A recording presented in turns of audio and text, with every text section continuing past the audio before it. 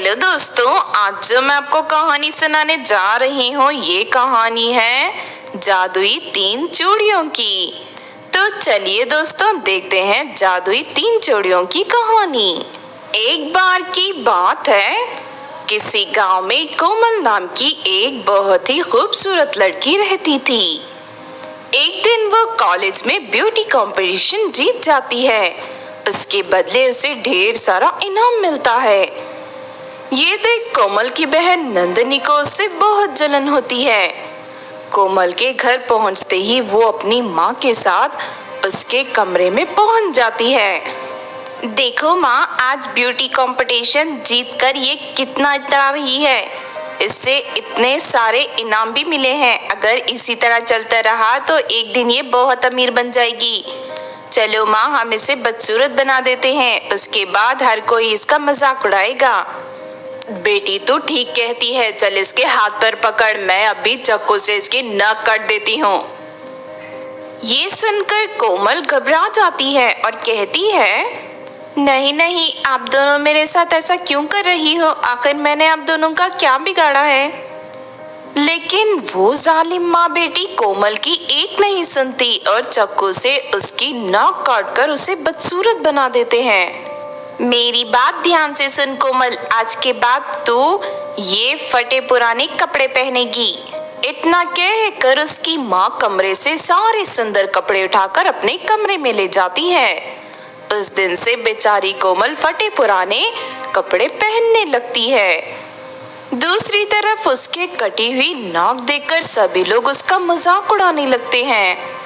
फिर एक दिन कोमल की ये हालत देख एक जादूगर को उस पर बहुत तरस आता है और वो एक साधारण आदमी का रूप धारण करके उसके घर पहुंच जाता है। बेटी कोमल, मैं तुम्हारा दूर का मामा हूँ। मरने से पहले तुम्हारी माँ ने मेरे पास 3 सोने की चूड़ियाँ रखी थी। मैं वो तीनों चूड़ियाँ तुम्हें लौटाने आया हूँ। इतना कहकर जादूगर कोमल को 3 जादुई चूड़ियां देकर वहां से चला जाता है। कोमल जैसे ही उन चूड़ियों को अपने हाथों में पहनती है कि तभी वो पहले की तरह खूबसूरत बन जाती है और उसकी नाक भी वापस आ जाती है। अरे वाह, ये 3 चूड़ियां तो बहुत ही खूबसूरत है। इनके पहनते ही मैं खूबसूरत बन गई। उसके बाद कोमल अपनी कॉलेज जाने के लिए निकल पड़ती है। तभी रास्ते में उसे एक कपड़ों की दुकान दिखाई देती है। बेटी, तुम इतनी सुंदर हो, लेकिन तुमने इतने फटे पुराने कपड़े क्यों पहन रखे हैं? तुम मेरी दुकान से कुछ सुंदर कपड़े खरीद लो। माफ करना अंकल जी, मेरे पास नए कपड़े खरीदने के लिए बिल्कुल पैसे नहीं हैं। इतना कहकर कोमल आगे चली जाती है। तभी उसके पास एक आदमी आता है। सुनो लड़की, मैं एक बहुत बड़े कपड़ों की कंपनी में मैनेजर हूँ। क्या तुम हमारी कंपनी की मॉडल बनोगी? इसके बदले तुम्हें ढेर सारे पैसे और सुंदर कपड़े मिलेंगे। ये सुनकर कोमल खुश हो जाती है और उस कंपनी के मॉडल बनने के लिए तैयार हो जाती है। फिर शाम को कंपनी का मैनेजर उसके घर पर ढेर सारे कपड़े और एक सुंदर सी कार पहुंचा देता है। तभी वो नंदनी अपनी माँ के साथ आ जाती है।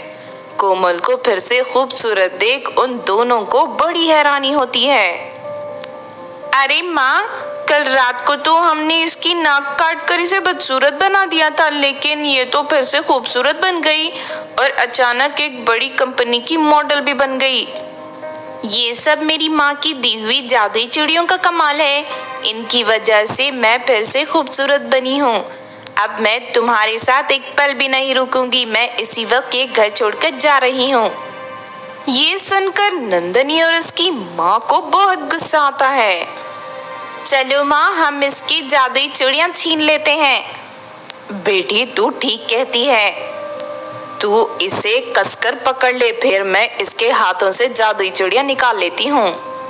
लेकिन जैसे ही नंदनी कोमल को पकड़ने के लिए आगे बढ़ती है कि तभी कोमल उसे उठाकर दूर फेंक देती है। हाय, मर गई रे, मेरी कमर टूट गई। उसके बाद कोमल अपनी सौतेली माँ को उठाकर दूर सड़क पर फेंक देती है। दोनों माँ बेटी दर्द के मारे रोने लगते हैं। अरे माँ, इस कोमल के अंदर इतनी शक्ति कहाँ से आ गई? तभी कोमल दोनों माँ बेटी को रस्सी से बांधकर पेड़ से लटका देती है। तुम दोनों ने मुझ पर बहुत अत्याचार किया है, अब मैं तुम दोनों को जिंदा जलाकर मार दूंगी। नहीं नहीं कोमल, हमें छोड़ दो, हमसे गलती हो गई, हम आगे ऐसा नहीं करेंगे। बेटी, आज के बाद हम तुम्हें कभी परेशान नहीं करेंगे, तुम हमें छोड़ दो, हमें इसी वक्त ये गांव भी छोड़कर चले जाएंगे। उन दोनों को रोता हुआ देख कोमल को उन पर तरस आ जाता है और वो उन दोनों को आजाद कर देती है। उसके बाद वो दोनों माँ बेटी हमेशा के लिए उस गांव को छोड़कर भाग जाते हैं। इस तरह सब कुछ ठीक हो जाता है और कोमल फिर से हंसी खुशी अपनी जिंदगी जीने लगती है। तो आपने देखा दोस्तों जादुई 3 चूड़ियों की कहानी।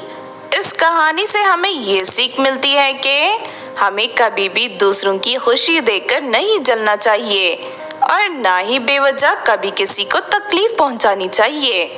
अगर ये कहानी आपको अच्छी लगी हो तो जरूर लाइक करें।